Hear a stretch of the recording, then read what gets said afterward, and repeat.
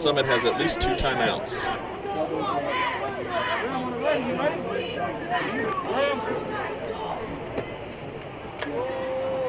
All right, so we're down to 23 seconds left in the half. Score tied at 7. He's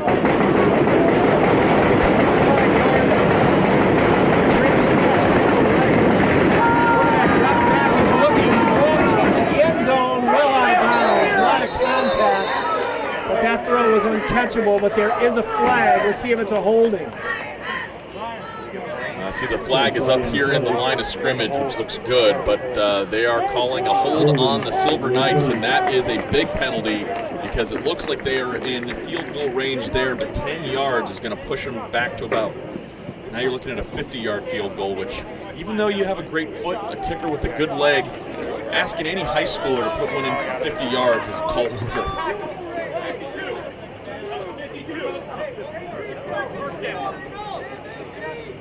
All right, so that's going to put the ball all the way back at the 41, 18 seconds left. Summit needs to get to the 22-yard line for a first down. So you're also probably looking at, you need about 8 yards to make it a, wow, they got pushed back a long way. You need 8 yards to make it about a 50-yard field goal.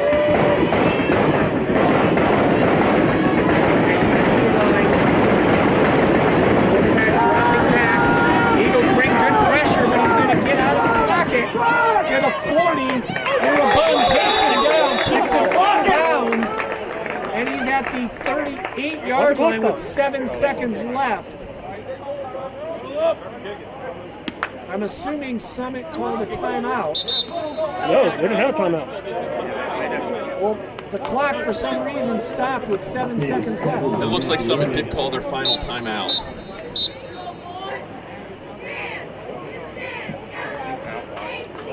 We're going to see a big-time field goal attempt right here. Yeah, we are. I mean, if this one is at the 38-yard line, we're looking at a 55-yarder. Dean, I don't know if I've ever seen a 55-yard field goal attempted, let alone booted through the uprights. So this is going to be fun for everybody. This is where we usually get a text from one of the Amen brothers saying, I've done that. But let's see. I think 52. I don't think anybody ever won 55. Yeah, 55 is... So either an Amen or a Betcher is going to see and text us.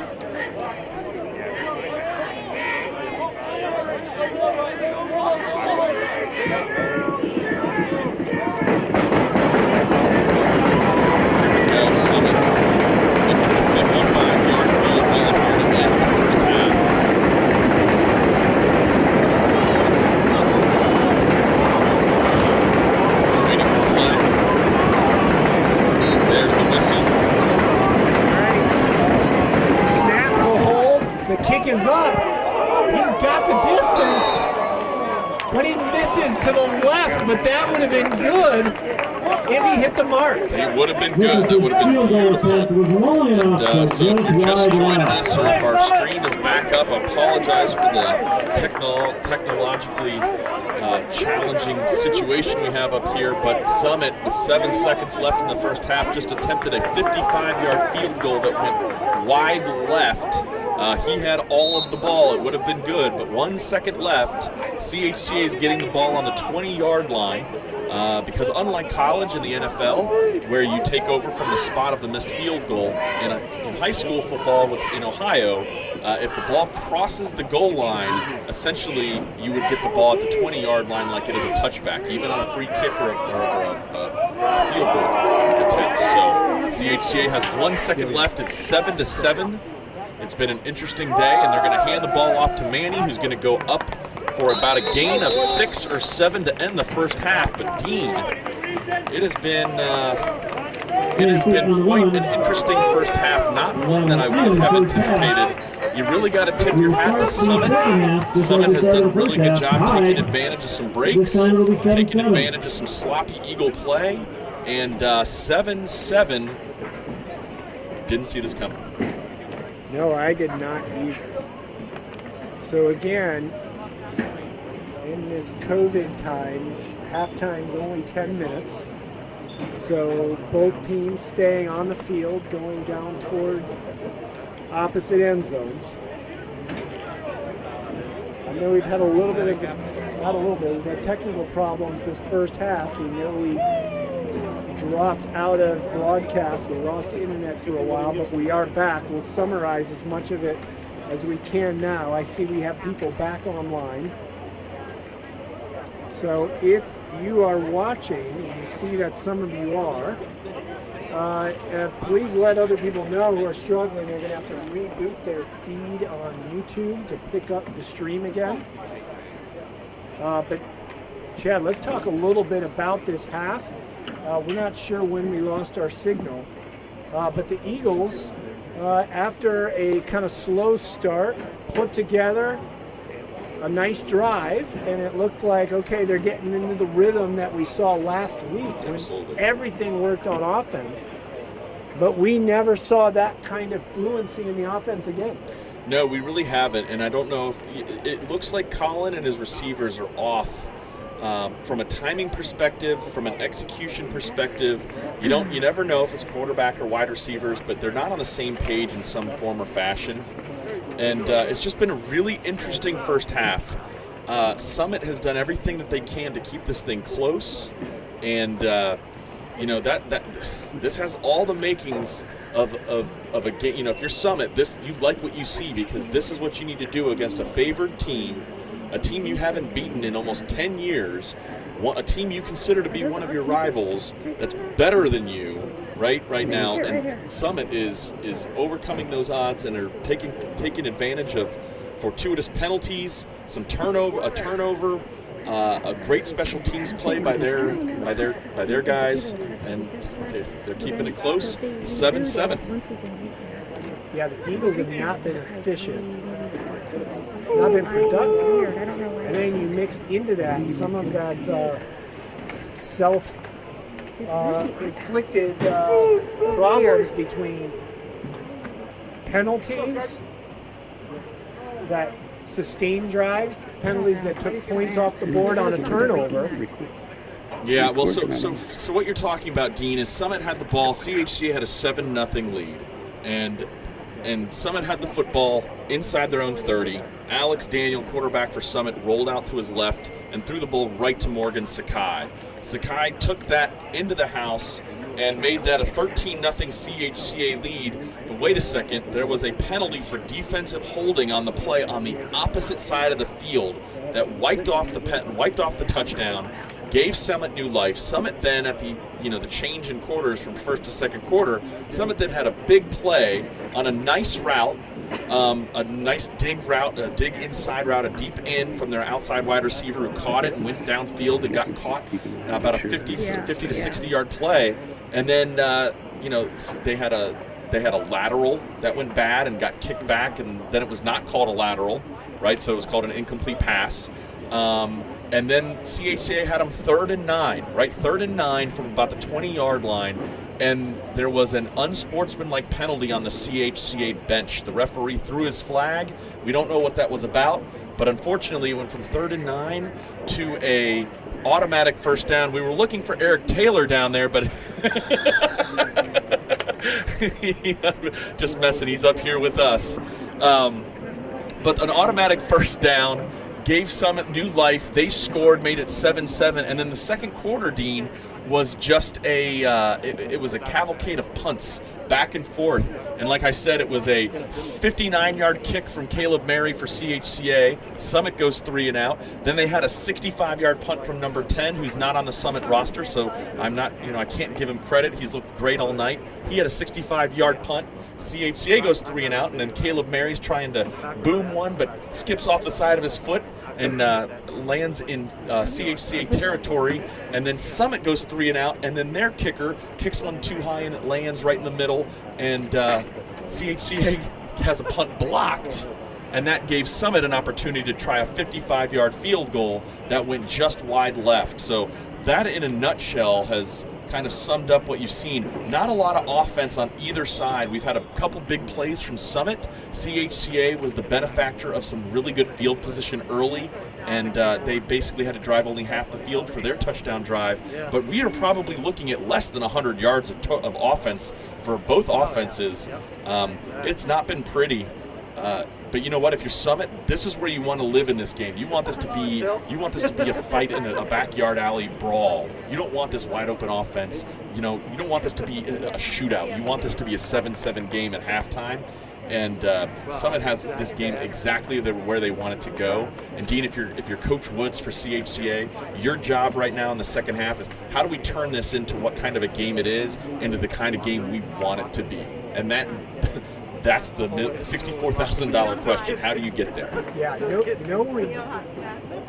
no disrespect at this point about this Summit defense, but this is the Eagles beating themselves on offense. The quarterback-receiver connection seems out of sync. They have not been able to create holes to be able to run the football well. This Eagle offense looks nothing like the offense we saw last week. No. And our comment last week was, it looks like this offense finally found its rhythm, found its timing, found its identity. But now you're at this point where you're asking yourself, well, was that the fluke that said more about Norwood than about our efficiency? So hopefully this second half will show us something, because next week's a week off, and then we're in playoff football. Well, and so you're right. And Dean, we talked last week. Norwood's offense was great to watch. I actually stole one of their offensive plays that tunnel screen that I talked about last week. We installed that on Monday. As impressive as Norwood's offense looked, their defense was not good. And I think what we're looking at here is we got really excited about the way CHCA executed last week. But when you look at, Landmark was a wash, and Roger Bacon was almost a wash on the other way, where we couldn't tell how good the offense was because the defense just got beat up all night. And then Purcell, the offense just looked okay. Right, we played Purcell, and then we came back the next week in North College Hill, and we knew Colin was a little banged up, so that was a little shaky. And then last week they came out like gangbusters. Well, the offense tonight looks like it did against Purcell and against North College Hill. It's has a good drive here and there, but not consistent. And what makes it all the more shocking is you've got 5 really good wide receivers and a pretty good running back. I know the offensive line's playing some musical chairs with injuries, with both best boys out, but I mean, it's tough sledding right now, and I don't know who the real CHCA is, right? The identity of this offense is in question, and you got a week to fix it. We get a bye in the first round, but I almost feel like the bye in the first round is more by reputation than accomplishment. Let's start earning that bye here in the second half, because the last thing you want to do is lose to a Summit team that has pretty much struggled this year, got hammered and waxed by the same Norwood team we took behind the woodshed last week. Norwood did the same thing to Summit. So this game should not be close on paper. And again, hats off to the Silver Knights, who've made this a bar fight, and they are giving CHCA everything they want tonight. Yeah, we have 24 minutes of football to try to get some kind of idea of what this Eagle offense is as we gear up for what most likely will be Madeira, but we're going to have to see. I don't know, Dean. As we talk about playoffs, we said this earlier in the middle of the broadcast that may or may not have gone out live. So let's talk about that now, right? So we have Summit is playing Carlisle, right? We're familiar with Carlisle. We played Carlisle the last few years. Carlisle's one of those country rural teams that have those big boys, and they like to run the football down your throat. So it'll be interesting to see how Summit and Carlisle match up next week. CHCA has a bye, so they're going to play the winner of Madeira, who used to be a rival of CHCA before Madeira opted out of the contract because we beat them too much. And then they're playing the Bethel Bees. So Bethel is a team up north, and so the Bethel Bees are from Miami County in Tip City, Ohio, which is north of Dayton. And so they Bethel is 2 and 3. They lost their first 3 games. They lost to Covington, who's a really good Division 6 school up there. They lost to Fort Loramie, who's a powerhouse in D7. They lost to Tri-County North, who's another good football team up D7 team. And then they beat Twin Valley South and Miami East, and they're playing Arcanum tonight. So we have no idea what Madeira's walking into. That could be CHCA's first-round opponent. Madeira is obviously a team from the CHL, which we know very well. They have beaten Finneytown, and they beat Deer Park. They also got hammered by Indian Hill, 52-7. They got beat by Wyoming, 21-3, and then lost to Taylor. Taylor was not very good, and they lost 15-14. So they're playing a 1-4 Reading tonight. I have no idea what to expect. So we're looking at Madeira or the Bethel Bees from Tip City, Ohio, north of Dayton, as the CHCA first-round opponent here in a couple weeks. And again, is it going to matter if we can't figure out the offense? The defense looks great tonight, but if we can't figure out the offense, the opponent may matter less than the way we execute. Well, we have 3 minutes before we kick this half off, and the Eagles will be kicking off. So, again, we'll start with the defense on the field and see if they can get a turnover. I mean, they had the one. It came back on a penalty that we think was a defensive holding. I believe so, but I'm not quite sure. What a bummer. I think so. All right, so this been an odd night. That has been. We're doing better for football then. And again, it's interesting to be in a rival game like this. When it's played at CHCA, when it's played here, it's always so loud. The crowd's into it. The band often travels here. But tonight has been interesting that you're hearing the chatter on the sidelines, even across the field. So not a lot of crowd noise. There's not many people in the stadium. And it's time for these Eagles to kind of step up and take control of this football game. Absolutely. I'm sorry. It's gonna be interesting to see what kind of a game this becomes. Does it stay the way the Summit wants it, where it's low scoring and a couple breaks here and there can determine, or is CHCA going to come out and take control? I know we keep saying that, but you look at the rosters, you look at the records, you look at them on paper, and again, this should be another CHCA win. The way it has been 20 out of the last 23 years. But Summit's taking their rivalry. They're taking this seriously. They're making it a football game, and CHCA has got to do their jobs if they want to walk out of here with a victory.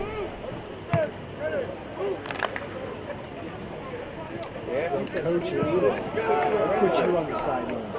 What are you saying to the team during halftime? What's the tone you take, and what's the message you give? Well, I think the message that you give is you tell the guys, listen, we could have played a worse first half. We got no breaks. We did not play well offensively. We had a couple of good defensive stops, but that's really what's kept us in the game. But we played our worst half of football, other than prior to the first half against Roger Bacon. It's a tight game. Like, the bar is so, you don't have to clear a bar to, you're already at rock bottom right now, so you can only go up. So why not just focus? You can't score 15 points in one play. So one play at a time, do your job, get a stop, put the ball back, let's move some sticks. Tell Colin, stop going for the home run. Once a series, just instead of trying to get that 60-yard touchdown pass, get that 15-yard first down throw. Right, start hitting the crosser, start working your screen game instead of just going downfield. I think Manny comes back in. If Manny comes back in, the running game's going to open up a little bit more. But I think if you're Coach Woods, you just got to say, play your game. Don't think of the moment. Don't think of how bad things have gone. Wipe the slate clean. And 7-7. Let's win the second half. Do your job. Yeah, there's a little part of me that thinks the rivalry aspect got into the CHCA. They were going for the haymaker knockout punch on every play, thinking this is a good lead guy. Yep. I don't think we've seen good efficient football. No, I think that's a really good point. Hey, you walk in here, you've won 7 or 8 years in a row, and 9 years before that. So it's like almost the Ohio State-Michigan game at this point as far as the timeline. And it's true. The thing is you've owned the rivalry, so you kind of walk in with that swagger, like, hey, we got this. We can roll off the bus with the CHCA on our chest, and we're going to win this game. And Summit's not letting it happen. And how do you react to getting punched in the mouth like that? All right, so the Eagles tee it up. They're going to be kicking from our left to right. 24 minutes of football ahead. Let's see how this one plays out. We haven't been in a game this close yet this year, so we're going to have some fun in the second half. It's going to be a good time. All right. Caleb Mary approaches end over end. It's going to hit at the 12-yard line, but it's going to take a great roll down to about the 3. Eagles cover well, and that's Adam Bauer. Drops him inside the 10. Look at that Eagles sideline. There's a little bit of energy right there. Well, you know what? If you can't get it done offensively, you can always set the tone with special teams. And we've seen Caleb Mary do this 4 or 5 times this year. I don't know what that is just brilliant. You get a kick that goes a little sideways and dives right inside of the 5-yard line, and Bauer there to make a big play on special teams, and now Summit has 90 yards to go to score a touchdown, and that's the way you want to set it up. 91 yards, I have now been informed. Thank you, Andy Vest. We're nothing if not accurate. That's right. That's right. All right, Summit runs to the line. And did they have to call a timeout? Timeout before the first play. They realized they were behind, run to the line, had to use a timeout, and the Eagles even got up off of that. They look like they're ready to play some football. You know, so much about coaching is trying to, especially you're coaching 14 to 18-year-old young men. Emotions is such a, and one young woman. As I know, the freshman Lucy Vest out there, 53, and on 53 on the field, number 1 in our hearts, Dean. But when you really want to get out there and get these kids' emotions going, it was so flat, like you said. Now it's about all right, receivers to each side, shotgun. Now they're bringing in motion. Quarterback looks over to his right, broken up nicely by Sakai, and his defense is going to set a tone. Yeah, really good job. I actually think that was Brady Hunt out there. Maybe it was Sakai. I can't tell who was out there. Maybe Sakai's over on that side, so I think it was Sakai. Because you know what? Like I said, Sakai plays those flats like that is his territory. You don't go out there against Sakai unless you know what you're doing. All right, 2nd down and 10. That was Brady Hunt. Was Brady Hunt. Good for Brady. Yeah, great job by number 2. All right, same formation. There again, you put the receiver in motion from right to left. Now there's motion. They're going to back it up. It's going to make it 2nd down. If you're a Summit fan, you just got to be sick. You just had the first half of a lifetime, getting a couple breaks, hitting a couple big plays. You're clawing, like we talked about that whole first half. And now this is the opposite of how you wanted things to start off here in the second half. Great job by the Eagles trying to grab a hold of momentum, but right now Summit is not helping their case. That's right, and that Eagles sideline was getting up on that 5-yard penalty like someone broke a 20-yard run. So they're looking for something to get going. So somebody's looking to make a play. They're up tight on their, tight on defenders. Quarterback's back. Joshua's coming. Intercepted. Touchdown by May. He picked it off at the goal line. And that is a difference maker. Jeffrey May just got the defensive lineman's dream. You dream of that at night. What happens if they throw a screen pass right into my chest, but then I have to run all the way down the field? Well, he threw that screen right at the goal line. He had to take one step for a touchdown and get in the scoreboard, Jeffrey May. Great job, young man. Touchdown, Eagles. And right there, Jeffrey May, he still had the ball. He just threw it to the sideline now. He is the leading candidate for the Matt Coleman player of the game right now. Ball down, kick is up, kick is good, and that defense that I said looked like they wanted to make a play did. Big Jeffrey May, look at they're all jumping on him now.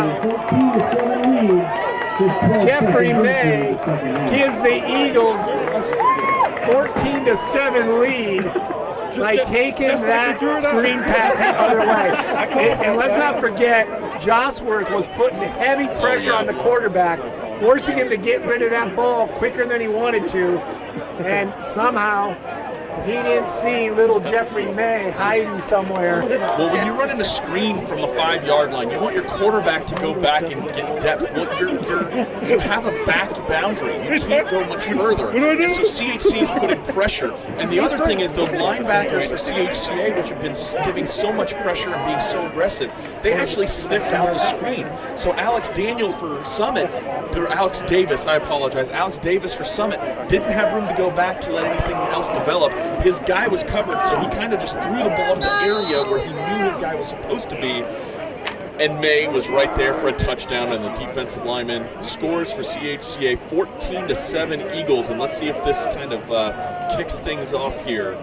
The momentum has clearly shifted from blue to white. And let me also mention, let's not forget the role that Caleb Mary had in setting that up. Absolutely. And here he is, another great kick. Sign hits at the 12-yard line, a knuckleball. Receiver brings it to the middle. That is a hold. Oh, but there it is. just wait. There comes Bauer to make the tackle. There was an obvious push in the back that turned into a hold. And I think they're going to march that backwards. They absolutely are. I was about to go insane if I didn't see a penalty because there was a clear grab and tug of the jersey. And so Summit is taking the ball from the 25. They're going to start at the 15. And again, really tough field position to start out. Not a great start for Summit here in the second half.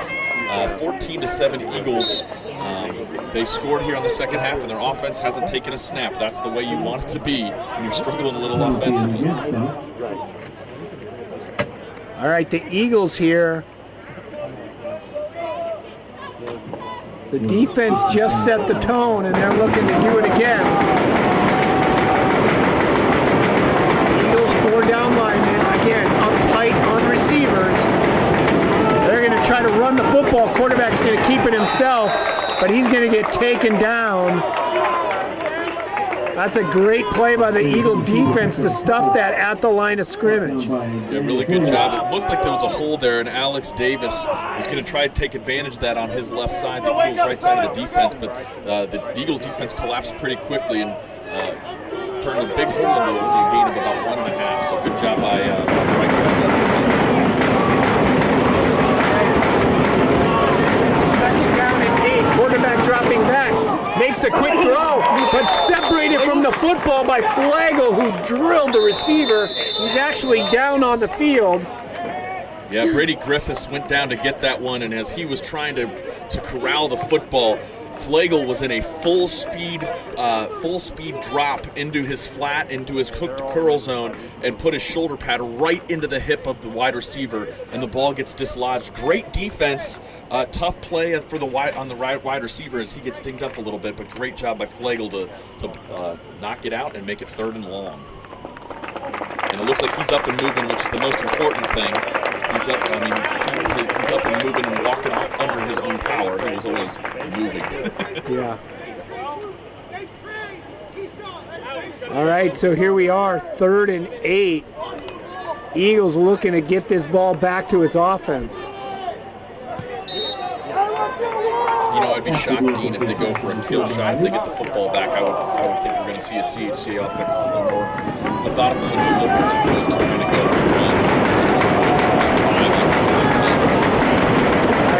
Eagles showing pressure, they back out of it, quarterback dropping back, but here does come pressure, and that ball was broken up nicely by Mueller, and this defense now is flying around and playing inspired football. You know, honestly, I thought that was a screenplay from the way that the CHCA defensive line got through. I kept looking for the screen route. I don't know if it was a screenplay.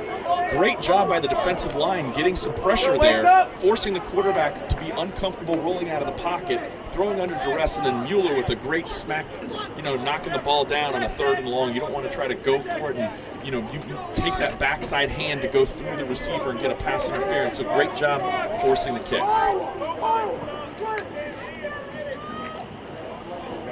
Punt off. Oh my goodness, another beautiful spiral kick.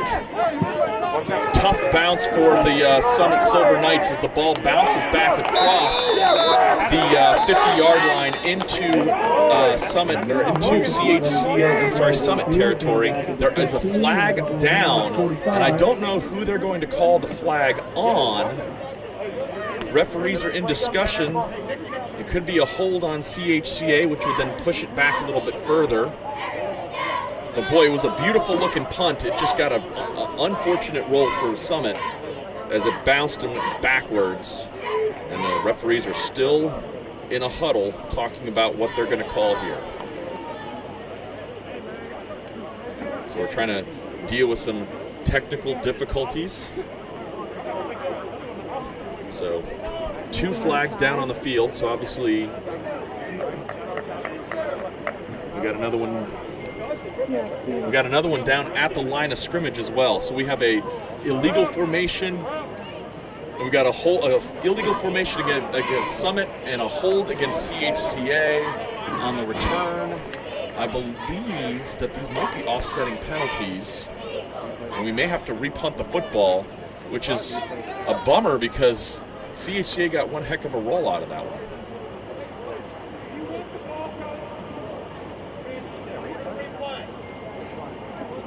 Summit's electing to re-kick the football, so CHCA is in business with the ball on the Summit 48-yard line.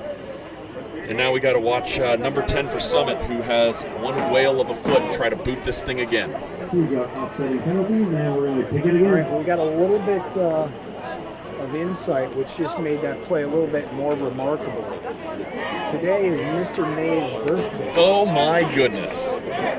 So all the world is being righted. That is a birthday gift. He'll be telling his grandkids about the day. I scored a touchdown once. For everyone else, the world went crazy in 2020. But when Jeff May looks back on 2020, it's going to be about his birthday. Touchdown on my birthday. All right, so back in the end zone to punt this ball away. Ball's on the 11. Sorry, ball's on the 12. Yeah, on the 12-yard line. They got it wrong on the scoreboard. They forgot about the penalty. All right. Eagles back to return it at about the 50. A high snap, but he gets it away. Knuckleball is going to bounce at about the 45. Is going to go into Eagle territory. That ball is going to go out of bounds at the Eagle 45. All right. So their offense is going to start there. Let's see if they can put something together now with 10:34 left in the third quarter. Well, there was a net 7-yard difference, and they're actually calling a hold back at the line of scrimmage, Dean, against Summit. So I believe CHCA has the option to take this. Either you don't want to repunt it, just take the ball at the 45-yard line. They're not going to make them. They're not going to make them repunt it, right?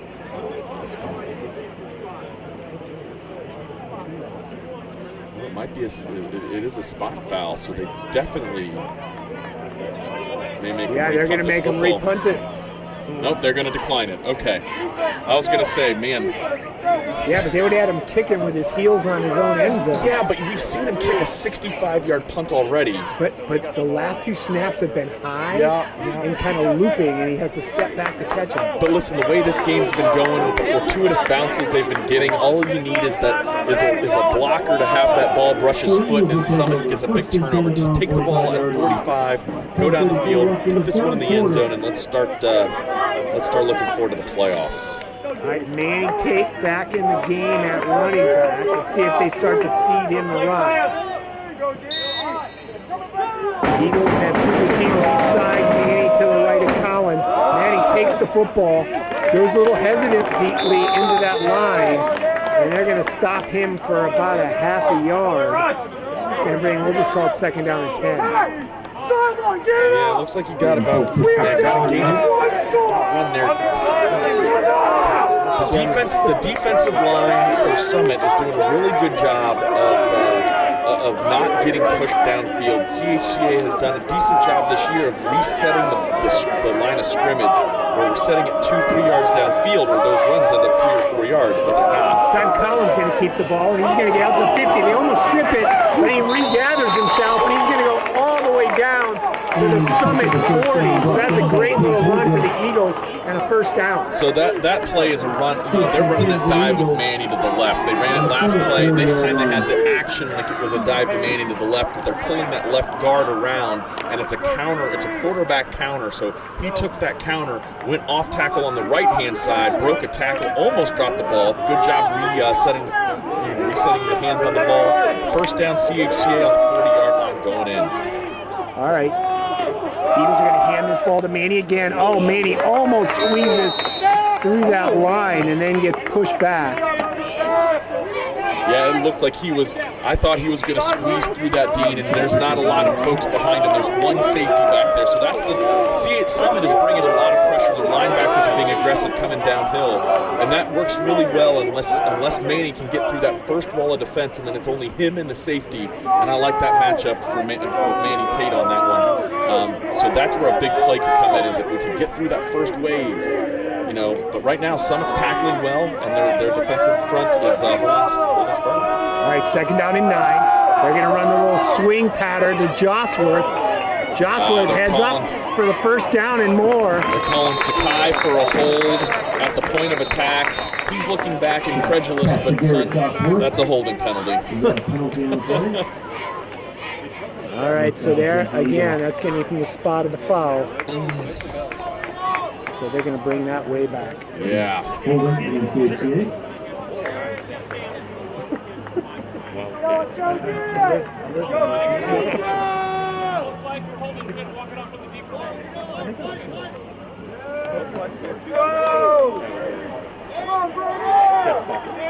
The referee is, he just waved off one penalty, and then he waved like it was Summit's ball on the other penalty, trying, I think, to say that they are taking that penalty. I just don't think that's the way it's typically done. They've gotten some interesting false messages from the officials tonight, on the way they've been signaling some things. I mean, you can't quibble with some of the calls. With any of the calls, really. I don't have any questions about the calls. It's just been the way it's been communicated. All right, so the Eagles come to the line. Now they're all the way back to the 49. They're going to go 2 receivers each side, Manny to the left. Now they're going to put Sakai in motion to the right. They're going to roll to the right, looking, pressure coming behind Colin. He gets the ball off. He throws it into traffic, and it's caught by Ian Sawkill. And he's going to get dragged. Touchdown, no! They're going to call him down at the 1-foot line. But it looked like he rolled over the body of the defender. But again, there's no way to challenge it. Now they've just thrown a flag. If that is a flag, that might be on. There's 22 for CHCA. I'm looking for the number on Summit back there. Both of them were chatting down the field after that play, and the flag was thrown. I'm not quite sure what happened there, but wonderful. I don't know what the play was. It looked like a broken play. It was a rollout to the right. Ames ran out of room, so he just threw it up where 2 receivers was up there, and Sawkill goes up and high points it, comes down and rolls back almost into the end zone for a touchdown, and looks like this is a penalty. I don't know what they're calling. That's a dumb penalty for the Eagles. That's the second unsportsmanlike conduct call. In this one, they had the ball at the 1-foot marker, and instead they're going to bring that all the way out to the 15. That is, that's not a selfless play right there. That's not what you want, man. That kills your team. That kills your team right there. You got to be smarter than that. It's the second unsportsmanlike penalty against CHCA in this game, and there's never an opportunity unless you're protecting your player, unless you're protecting your quarterback, unless there's chippiness going on that you're protecting your brother. You never get those penalties. It's inexcusable. No, we did not set the sticks. It was a dead ball foul, penalized from there. The sticks had not been set. We marked the ball back 15 yards, 20 yards from there. All right, the official explained to the Summit sideline it was a dead ball foul, so they did not set the stick, so they bring it and have 1st and 10 from the 16-yard. That is a difference than what we would see on Saturdays and Sundays as well. It's one of those Ohio high school rules. All right, they're going to hand this ball to Colin's going to keep in a big hole, opens for Colin, and he's going to take it all the way back down to where the ball was. So Colin picks up 10 yards. It's going to be first and goal. Actually, more than 10. Colin just picked his teammate up big time. 15 yards. He It's just going to be first and goal at the 1. He picked his teammate up big time that time. Anytime, you make a mistake, you get a penalty. You want your teammates to help pick you up because you just let them down, and Colin Ames just did that for CHCA, getting them back right where they were. First and goal. Good job, Colin Ames. Now they're going to go tight formation here, Dean. All right, under center, and Colin's going to keep it himself, and he just spins his way into the end zone. Touchdown, Eagles. And like that, Eagles go up 20-7 with the extra point coming. 7:27 left in the third. What a very the offense didn't look all that much better. They got a really nice lucky break, and Sal Kill going up and making a play. But it's exactly the start to the second half you'd want. CHCA tied 7 at half, getting the defensive touchdown, and then an ensuing 3 and out, and taking them the football down and scoring again. So from a really tight 7-7 game to now CHCA is exerting their dominance in this game right now, and they're faking. They're going to fake, and they're going to throw the ball to the end zone for 2 points to Bauer. And that seemed like something they maybe wanted to work on and give it a whirl. They run the 2-point conversion off the faked kick. There's not many better times to run that than against the Country Day Silver Knights team. 22-7. Just reminds me of my favorite Woody Hayes quip. And I know that you're a Wisconsin guy, but my favorite Woody Hayes clip is, I believe, back in 1968, 1970. They were playing Michigan, and they ended up winning the game 50-14, and he went for 2 when they scored to go 48-14 late in the game, and he went for 2 and got it. And afterwards, the media said, "Coach, why did you go for 2 there?" And he said, "Because you can't go for 3."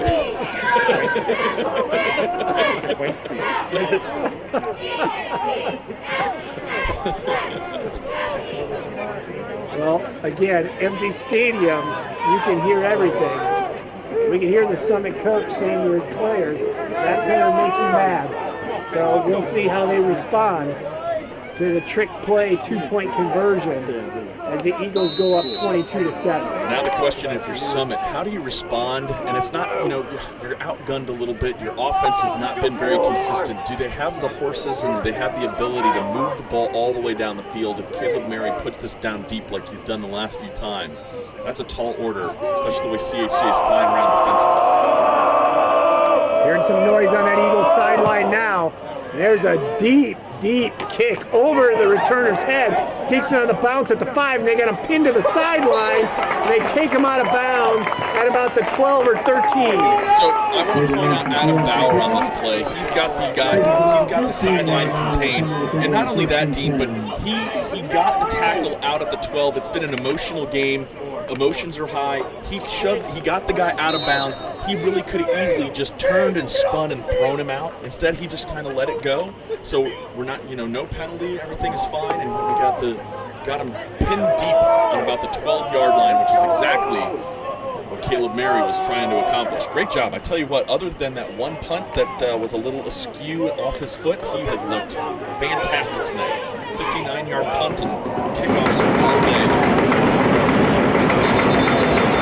Whistles blow. There, another timeout. Another timeout for Summit. This is the second time off of a kickoff. I don't know if I don't know what the transition time looks like, because it hasn't felt like a long time. It's not like it's an inordinately amount of time. Are they running 25 seconds after the kickoff as opposed to 40? That something seems bizarre there. Summit's now had to waste 2 timeouts in situations that has not seemed abnormal. But hey, it's their home clock operator, so that's on them. Yeah.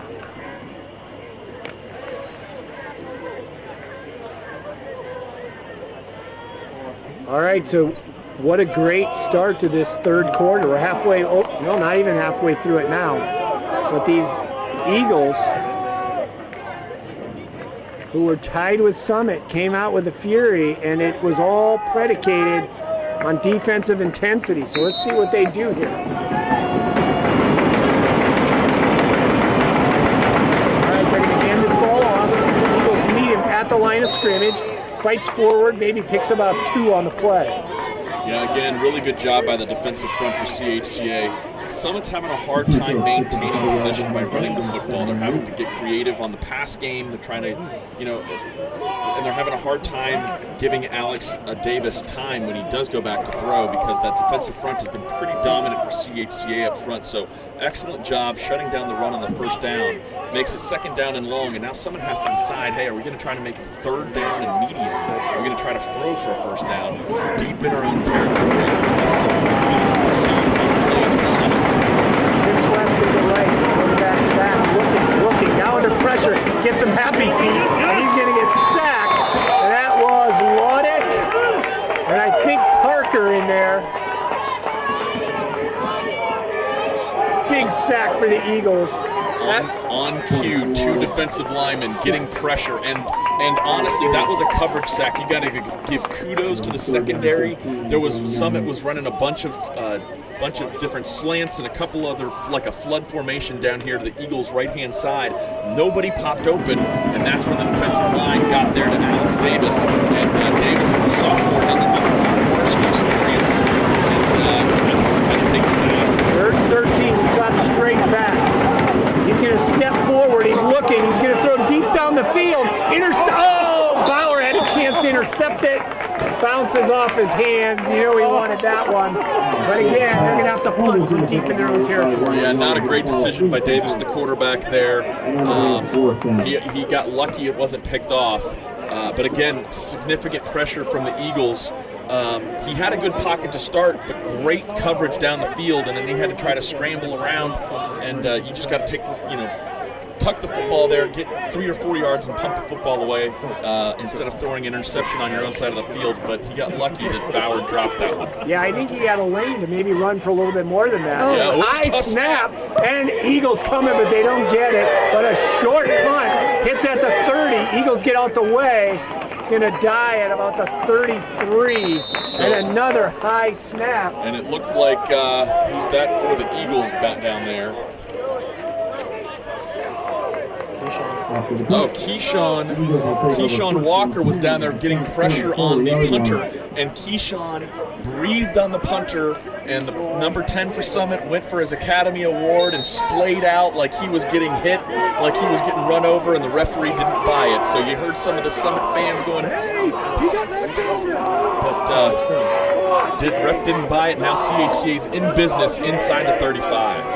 All right, under center, hand the ball off to Manny. Manny gets hit at the line, but he stays on his feet, spins forward for a gain of about 3. Eagles got pretty lucky there. One of the wide receivers on the top side was lined up incorrectly and moved backwards, and was actually moving on the snap, and it should have been a penalty. So chalk them up for the luck of the Eagles on that play. All right, clock running, 5:13 and counting in the 3rd quarter. Eagles up 22-7 if you just joined us. Manny in the backfield. Manny takes the pitch to the right. It's a race to the corner. Manny's going to give a stiff arm. They get pushed out of bounds at about the 27-yard line. That's going to bring up a 3rd down at about 4. No, actually, they're going to say he's out at the 31. No, there's 2 different spots depending on the side of the field. Holding against the Eagles? Well, it's a hold against the Eagles regardless. So Coming back. And Summit did a really good job stretching that out. When it first was pitched back to Manny and you look down at the sideline, you really want Manny to find a lane, plant his foot, and get upfield. But Summit did a really good job flowing to their left and taking away any of the cutback lanes that Manny would be looking at. The point of attack with the defensive end was strung out. Mueller tried to get around. I think Mueller ended up holding because that kid, I think the defensive end, I know it's been number 12 over here for Summit, which has been Brady Griffiths, has been out here most of the night. Really good job defensively for Summit to string that out and create a hold, and now CHCA went from looking at a 3rd and short to 2nd and long. 2nd and 17 to be exact. Ball's all the way back to the 41. back to the shotgun formation. Single receivers each side. And a quick little pass out to Crosley. Now Crosley's going to reverse field, and he's got blocking. Here he goes to the 40, to the 30. And there's a flag. To the 20. Now he's going to cut back reverse field again, and he's going to fight all the way down to about the 15. Ball comes out, but there's a flag all the way back. And that is not a good spot for a flag to be. That's usually where there's a hold or a block in the back, or a crack back block of some kind where you just don't see it. It is a personal foul, crack back block against CHCA, and that is going to be a 15-yard penalty. So, Dean, what that means is you are not allowed to block back towards your own end zone. It's a safety measure they put in a few years ago, so that way a kid doesn't see that block coming. It's in the name of safety. If a player is not ready for a block, you are not allowed to take your entire body weight and take a shoulder into their chest or into their head, even if it's a picture-perfect block, even if it's the best block that you can throw. If it's back towards your own end zone and the kid's not expecting it, it is a 15-yard personal foul penalty. And again, I like the rule because it protects player safety, and it's most usually an unnecessary block to make. It's just a disappointing and frustrating situation for that to happen against CHCA at this particular moment. Because now the Eagles are all the way back into their own territory at their own 47. So now we're looking at a 2nd and 26. And they're showing pressure. They're going to run a quick wide receiver screen. Josworth blasts through the defenders. He's going to take this ball all the way down, almost to a first down. 2nd and 26. He got 25 back. It's going to be 3rd and 1. That is devastating if you're Summit's defensive coordinator. You were almost doubling Josworth on there, and Josworth just beat the double team and just blasted right through. Great job by Josworth to make this 3rd and about 1.5 instead of 3rd in the county of Hamilton. All right, back to the line, shotgun. Going to give the ball to Manny. Manny's going to hit a wall, but he's going to fight forward, and he's going to be short, but he's going to cross the 30, so he's going to be within a foot. See where they put? Well, where they spot the ball, he's going to have the first down. No, I still think he's short. I thought he was at the 30, at the 24, but it's not. It's between the 25 and the 24. So that is going to be about a 1.5 foot, and the Eagles are going to get up and go. Yeah, they are. Let's see if Collins is going to go under center and just fight forward on this. I wouldn't be surprised. Yeah, that looks like exactly what it's going to be, but here comes the linebackers. And he's going to get second push and a 3rd, and he's on his feet, and he's going to get all the way down to the 15. He'll call him the 16. That's just toughness right there. You know, big athlete. It's high school football so many times. There's X's and O's involved, but it's so much the Jimmies and Joes. And Colin Ames is a really good football player. He's a really good athlete, and he's hard to take down. He's under center, leaning forward for a half a yard. He's going to get that every time.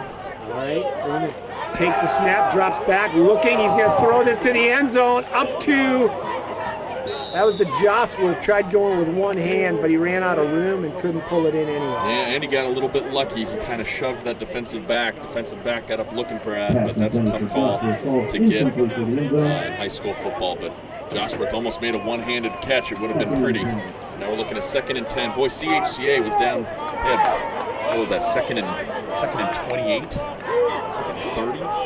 Convert. 2nd and 10 now. They're going to hand the ball to Mate. No, fumble the football. Colin picks it up. And now he throws a little shuffle pass to Josworth. He's going to get knocked out of bounds, but what looked like a 10-yard loss disaster turns into a gain of about 3. I'm pretty sure that's not the way the offensive coordinator drew that one up there. Actually, they're going to bring it. Now it'll be a gain of 2. Yeah, that one got a little ugly, fumbled on the exchange. It was a beautiful play. So what they're trying to do there, if you're watching the film, is Collins taking the ball and then he's shuffling while he has the ball in Manny's chest, and he's making a read. And what happened is he either decided to let it go and Manny let it go at the same time. It's a really hard play to practice, and it's a really hard play to execute. And unfortunately, the exchange just got fumbled. All right, 3rd and 9.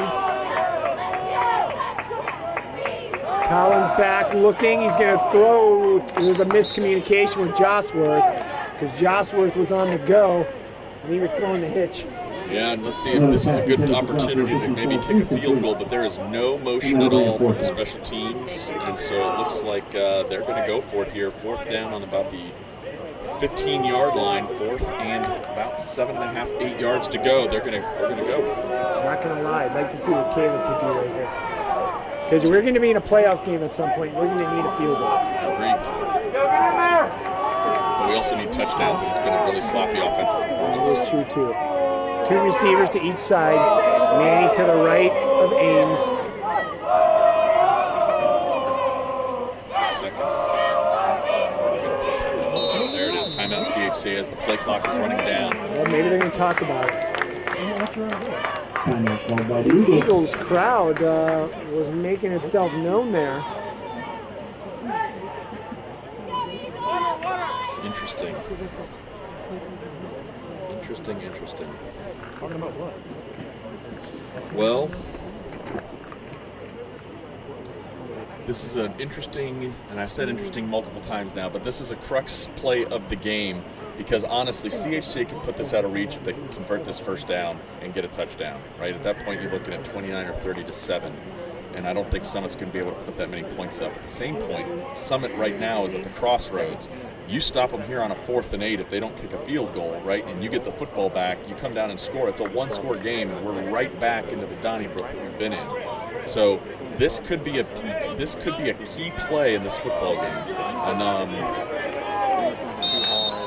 big play for the Eagles. They just really need to execute and do their job and run a smooth play to get enough 8 yards. And Summit's got to tackle and wrap up and keep everything in front. All right, Eagles at the 15-yard line. There are 2 receivers right, 2 left. Manny in the backfield.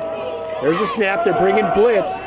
Backpedaling. Collins going to get chased down, and he's going to get wrapped up all the way back at the 30. So that's, except for a turnover, that's even worse because the Eagles went backwards instead of forwards. And they're going to give Summit the ball, turnover on downs, all the way out at the 30. I am very confused on what is happening on the offensive side, from the reads to the routes to the execution. The pass protection hasn't been great the last few series. Summit's been putting in a lot of pressure.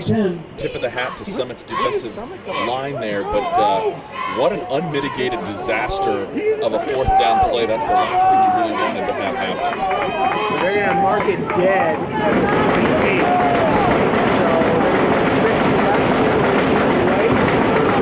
Hand that ball off, and the Eagles just shut it down at the line.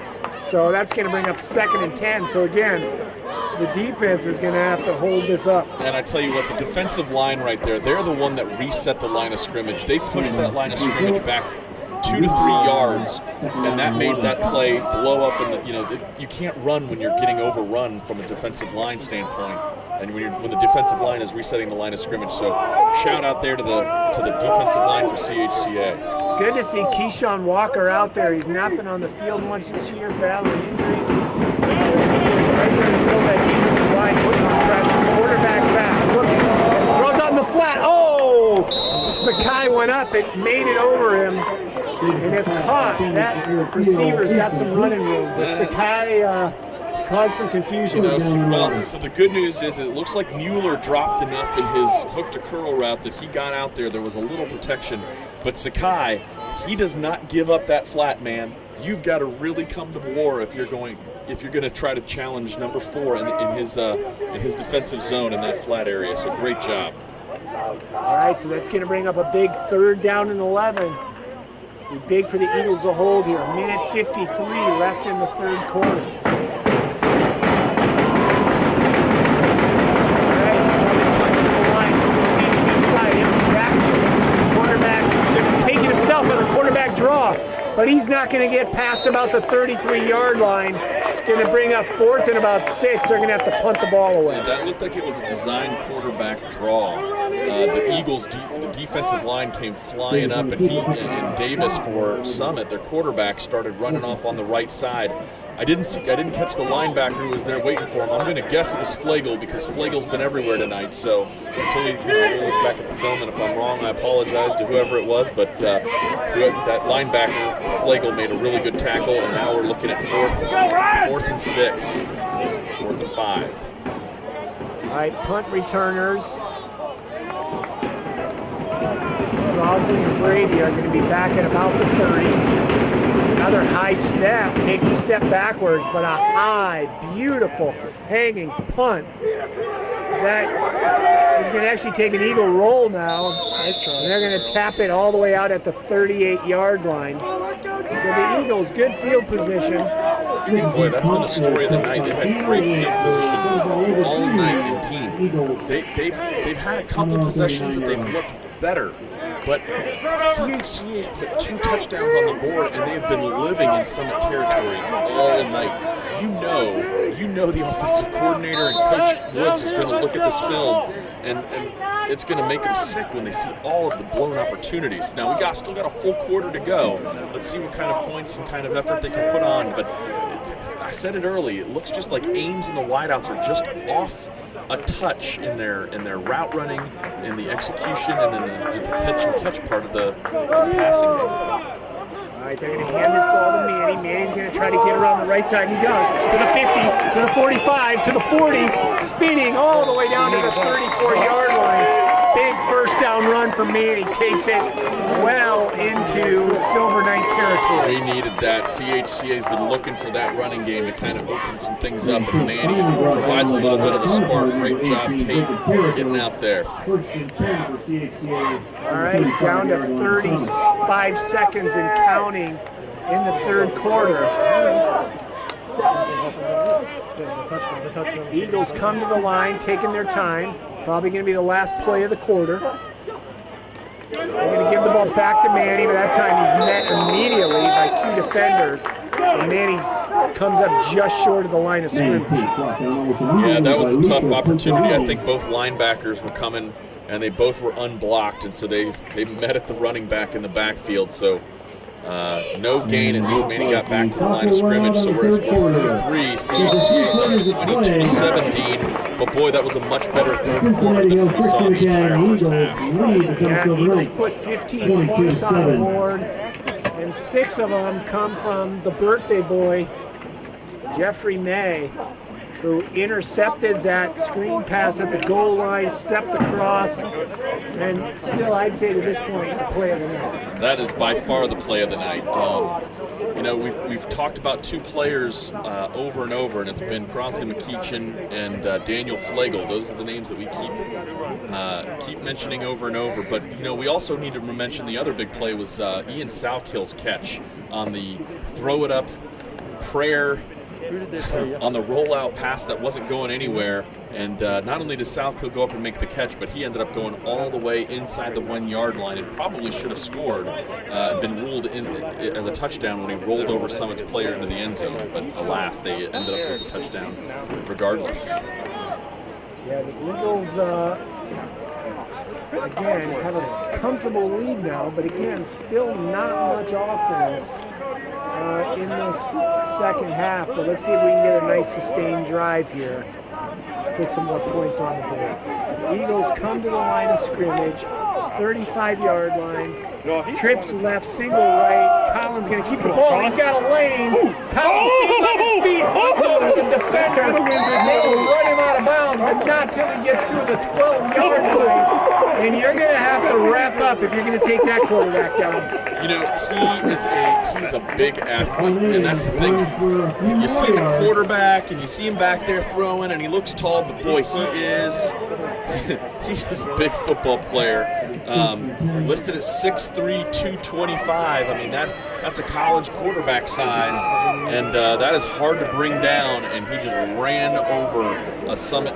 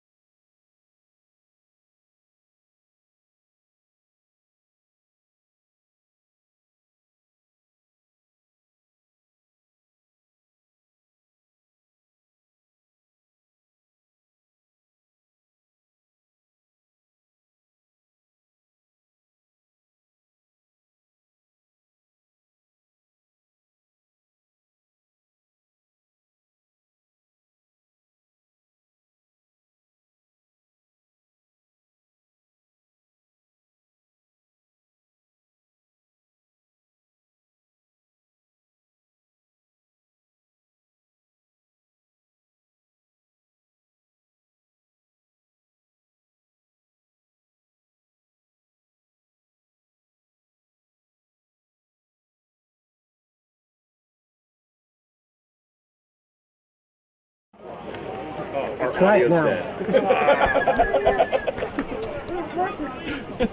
See if it works now.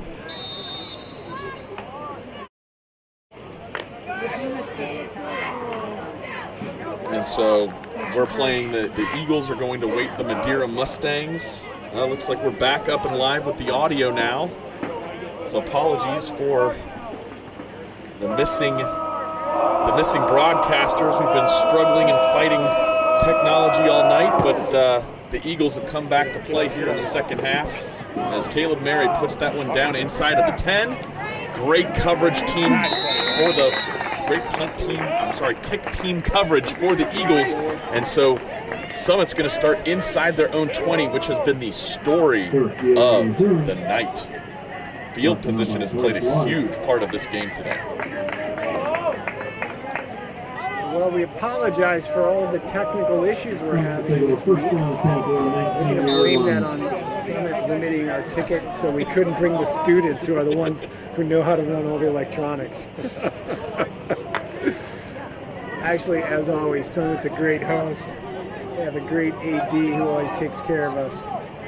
But yeah, with the limited COVID capacity, it makes hard logistics in every stadium we have to go to.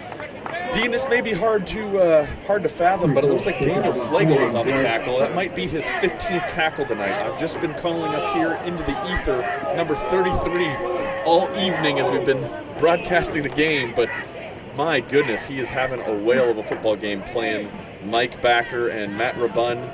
On the other side, the Will Backer has been looking fantastic as well. I said early in the broadcast these two linebackers were going to determine how this game was going to go, and they've been lights out. All right. Will Backer's looking. He's looking deep. He's going to throw deep down the far sideline, and that ball is going to be out of bounds and uncatchable. So that's going to bring up a 3rd down and 6. Yeah, that was intended for Donovan Matthews. He's a freshman for Summit. He's a good-looking athlete, but the ball was thrown out of the field of play, so he didn't even have a chance to make it. Boy, I remember a couple years ago we came here. They had a wonderful athlete here who walked on to Ohio State. Xavier Johnson.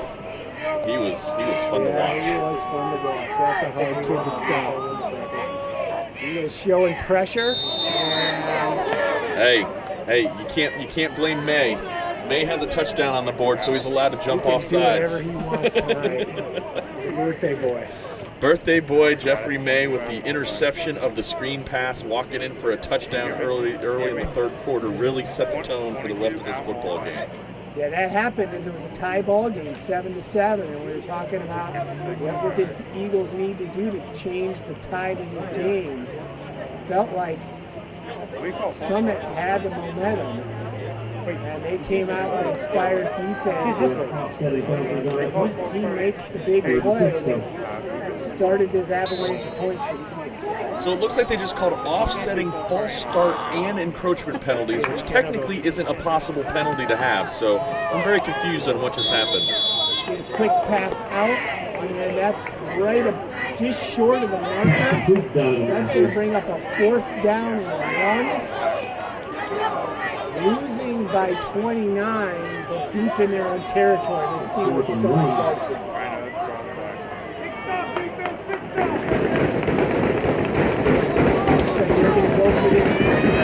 Also up to the line of scrimmage. Eagles are ready for it.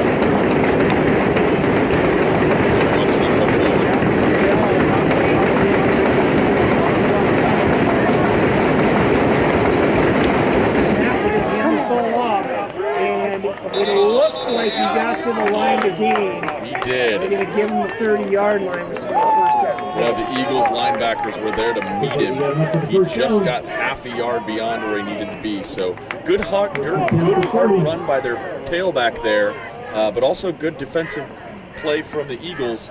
That one just leaned toward the Silver Knights to get that 1st down, and I guess they got to get 3 scores on the board here, Dean, with 2.5 minutes left and only 1 timeout. That's a tall task. That is. It definitely is. So clock 2:17, 16 and counting.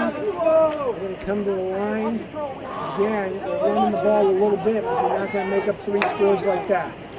They're going to hand the ball off, and the Eagles again meet him at the line of scrimmage. He fights forward for a good 4-yard gain, but again, Eagles will be content to give up 4 yards all day long. Give up 4 yards all down the field, and Daniel Flagel picks up another tackle.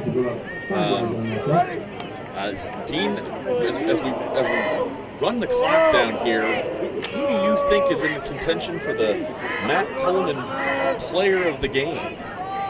I'm sticking with my first gut level reaction. There's Jeff May, who turns the tide in this game with his pick 6 from a lineman that had the sideline going crazy. Eagles come out of that pile up with the football, and Schramm takes it all the way down to the 12. And I think that's going to stand somehow in that Schramm, as a senior, is going to come out of there with a 13-yard line. Yeah, that's going to do it here. Great job by Schramm. Boy, that was a mess. I don't know how his forward progress wasn't stopped, but we'll take that. So turnovers now, I believe, are even for the football game.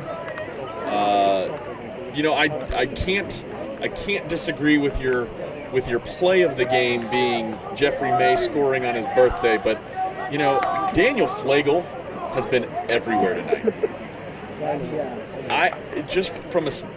Flagel has looked good, and we've called Crosby McKeechen's name all night as well. Those two are in contention, but when we needed our defense to stand up tall before, you know, the offense really started clicking late in the game, I think Daniel Flagel is my vote for the Matt Coleman Player of the Game. He's going to get a couple of yards. Eagles content to let the clock run. We're down to a minute 8. And we're going to see what happens here. They want to get lined up. You hear them yelling all the way across here.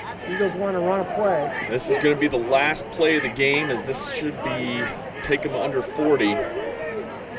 Although we could run a few plays and throw this one in the end zone. We should do that. We're going to give it to Manny. Manny's going to cut back. He's going to get down to about the 6. Tate again takes it down to about the 6. 35 seconds Brought down left. by Ronnie Overbeck. I think Taylor's calling for a timeout.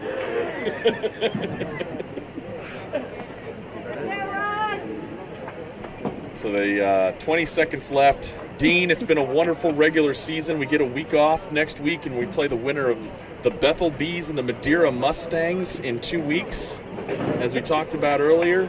I don't know if we were live or on air when that went through. So Summit's going to play the Carlisle Indians next week. Good luck to the Silver Knights. CHCA awaits the winner of Bethel Bees. That's not Bethel Tate. It's Bethel Bees up in Tin City. And Madeira are going to play for the right to play CHCA in a couple weeks. And we'll see what we can do. And let's see how this postseason goes. So we have a final decision to make. The athletic director on the hook for it. Or are we going to co? Should we do a co? Let's do a Matt Coleman Player of the Game. All right. Jeffrey May, Daniel Flagel, defensive standouts tonight. You love to see it. We will get an interview with those guys this week. And bring that to you for the playoff week. And so we're a couple weeks away from our next game. But the Eagles continue the winning streak against the Summit Silver Knights. 36-7 win. That's a good way to end our regular season. Now we just have to see what we do in the playoffs. So now officially CHCA is 21-3 against Summit. So there we go.